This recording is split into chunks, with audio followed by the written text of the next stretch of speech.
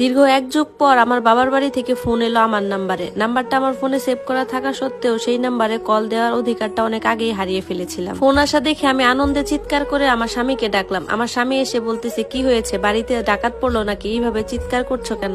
আমি যে আনন্দে আর কিছুই বলতে পারছি না। ফোনের স্ক্রিনটা আমি আমার স্বামীর সামনে ধরলাম। সে তো দেখে অবাক হয়ে গেল। তখন সে বলল, তোমার বাবা ফোন করেছে, তাড়াতাড়ি ফোনটা ধরো, না হলে কিন্তু কেটে যাবে। আমিও বললাম, হ্যাঁ হ্যাঁ এক্ষুনি ধরছি। ফোনটা ধরবো, এই মুহূর্তে ফোনটা আবার কেটে গেল। মুহূর্তে যেন আমার মুখের হাসিটাও শেষ হয়ে গেল।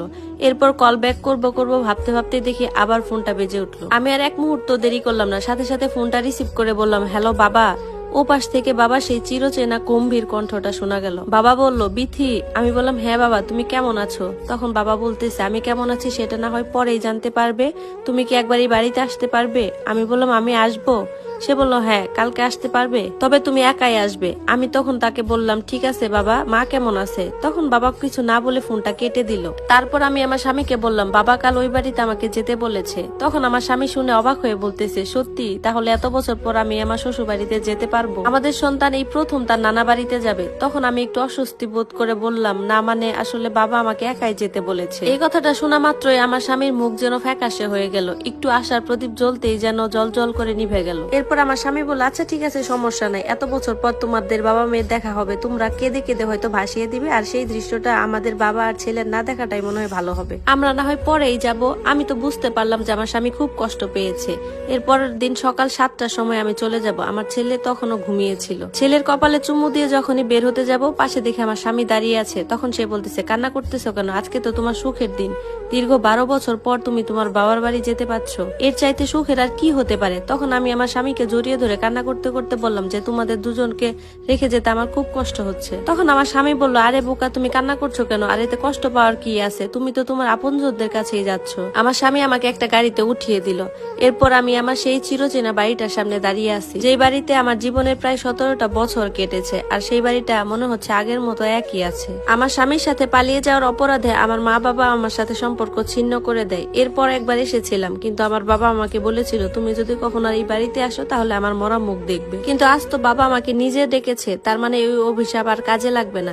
এরপর গেট পেরিয়ে যখনই রুমের ভিতরে ঢুকলাম, ড্রয়িং রুমে ঢুকতেই দেখি আমার বড় ভাইয়া সেখানে বসে আছে। আমাকে দেখা মাত্রই ভাইয়া আমার দিকে দৌড়ে ছুটে এলো, এসে আমাকে বুকে জড়িয়ে ধরে বলল, কেমন আছিস বোন? আমি তাকে বললাম, আমি খুব ভালো আছি, তুমি কেমন আছো ভাইয়া? ভাইয়া বলল, আমিও ভালো আছি, আয় বস। এই কথা বলে আমাকে সোফায় নিয়ে বসালো। এরপর আমাকে দেখে বলতেছে, তুই তো সেই আগের মতোই আছিস। আমি বললাম, ভাইয়া তুমি কিন্তু বদলে গেছো, তোমার চুল পেকে গেছে, দাড়ি পেকে গেছে, কিন্তু আগের চেয়ে একটু বেশি রোগা হয়ে গেছো। ভাইয়া একটু হাসলো। এরপর ভাইয়াকে আমি বললাম, ভাইয়া বাবা মা কোথায় আছে? তখন ভাইয়া বলল, বাবা বাবার ঘরেই আছে।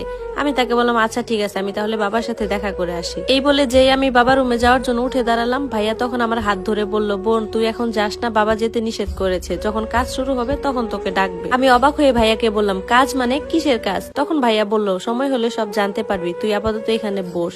তখন আমি ভাইয়ার কাছে বসে বললাম, ভাইয়া বাবা কি এখন আমার উপর রেগে আছে? ভাইয়া তখন বলল, আমি তো এসব কিছু জানি না, তুই আপাতত মিমের রুমে গিয়ে বসতে পারিস। তখন আমি ড্রয়িং রুম থেকে মিমের রুমের দিকে চলে গেলাম।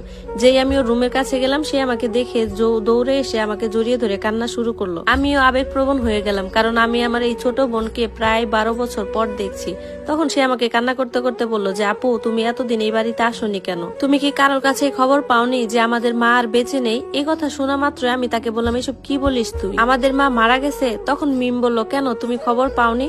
আমি বললাম, না, এই কথাটা তো কেউ আমাকে জানায়নি। মিম বলল, মা তো মারা গেছে প্রায় 2 মাস হলো। আমি তাকে বললাম, মা মারা যাওয়ার এতদিন পর কেন আমাকে তোরা বললি? তোরা কি আমাকে কেউ খবর দিতে পারতি না? আমি একবারের জন্য হলো তো আমার মায়ের মুখটা দেখতে পারতাম। তখন মিম বলতেছে, আমি আর ভাইয়া অনেক চেষ্টা করেছি, কিন্তু বাবা নিষেধ করেছিল। বাবা বলে দিয়েছিল যে বিথি যেন কোনো ভাবেই তোর মায়ের মুখ দেখতে না আসে। আমি তখন মিমকে বললাম, তাহলে আজকে কেন আমাকে ডেকেছে? তখন মিম বলল, দাদা মৃত্যুর আগে সমস্ত সম্পত্তি মায়ের নামে লিখে দিয়ে গেছিল, আর মা আমাদের 3 ভাই বোনের নামে লিখে দিয়ে গেছে, তাই দলিলের কিছু সমস্যার কারণে তোমাকে ডেকেছে এই বাড়িতে। মিমের মুখে এসব কথা শুনে আমার পায়ের রক্ত যেন মাথায় উঠে গেল। রাগে ফসফস করতে করতে বাবার রুমের দিকে চলে গেলাম। রুমে ঢুকতে দেখি বাবা দলিলগুলো নিয়ে আলোচনা করতেছে। যখন আমি বাবার কাছে গেলাম, তখন গিয়ে বললাম, ছি, তোমাকে দেখে তোমার খুব লজ্জা হচ্ছে। আমি কি তোমারই সন্তান? তোমাকে তো বাবা বলে পরিচয় দিতেই আমার লজ্জা করতেছে।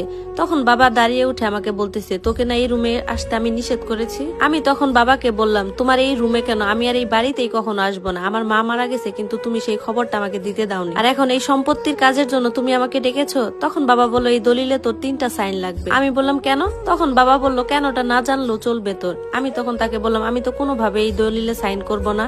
বাবা বললো কেন করবি না? আমি তো তোকে এই সম্পত্তি কোনোভাবেই দিব না, তুই যে সম্পত্তিটা পাবি সেটা আমি সম্পূর্ণটাই আমার নামে লিখে দিব। আমিও বাবাকে বললাম এই সম্পত্তির ভাগিদার আমি, আর আমি আমার ভাগ কখনোই ছাড়বো না, আর তোমাকে তো কখনোই দিব না। বাবা তখন আমাকে বলল তুই হয়তো ভুলে যাচ্ছিস যে এই সম্পত্তিটা আমার বাবার। তখন আমিও বাবাকে বললাম শোনো, তুমিও ভুলে যেও না যে তোমার বাবা এই সমস্ত সম্পত্তি আমার মায়ের নামে লিখে দিয়ে গেছে, আর আমাদের মায়ের সম্পত্তি আমাদের 3 ভাই বোনের নামে লিখে দিয়ে গেছে। তার মানে কি দাঁড়ালো, তুমি এখন ফকির। কথা বলে আমি রুম থেকে বেরিয়ে আসলাম। রুম থেকে যখনই বাহির আসলাম দেখি ভাইয়া দাঁড়িয়ে আছে। আমি তাকে বললাম ভাইয়া তুই অন্তত মায়ের মৃত্যুর খবরটা আমাকে দিতে পারতি।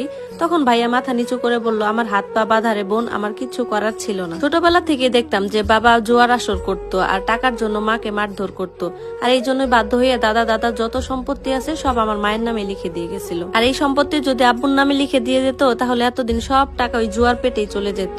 এদিকে সে আবার জুয়াখোর এক লোকের সাথে আমার বিয়েও ঠিক করেছিল। শুধুমাত্র টাকার লোভে ওই বুড়া লোকের সাথে আমার বিয়ে ঠিক করেছিল। আমিও ভালোবেসে আমার স্বামীর সাথে পালিয়ে গিয়েছিলাম, যার কারণে তোমরা আমার সাথে 12 বছর কোনো সম্পর্ক রাখোনি। এই কথা বলে আমি বাড়ি থেকে বেরিয়ে এলাম।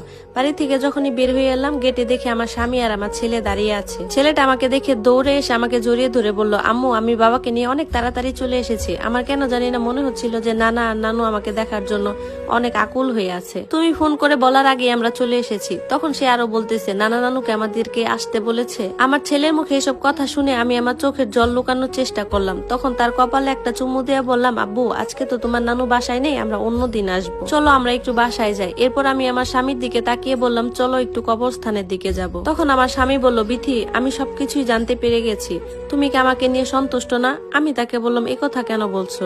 সে বলতেছে তুমি যদি আমাকে নিয়ে সন্তুষ্ট থাকো তাহলে তুমি আর জীবনও এই বাড়িতে এই সম্পত্তির জন্য আসবে না, কারণ এই সম্পত্তি তোমার বাবা আর তোমার মধ্যে দূরত্ব সৃষ্টি করে দিছে, আর যে সম্পত্তি বাবা আর মেয়ের মধ্যে দূরত্ব সৃষ্টি করে সেই সম্পত্তি আমাদের আর কোনো প্রয়োজন নেই। চলো আমরা এখন কবরটা জিয়ারত করে আমাদের বাসায় চলে যাই। আলহামদুলিল্লাহ আমি আমার সন্তান আর স্বামীকে নিয়ে খুব সুখে আছি।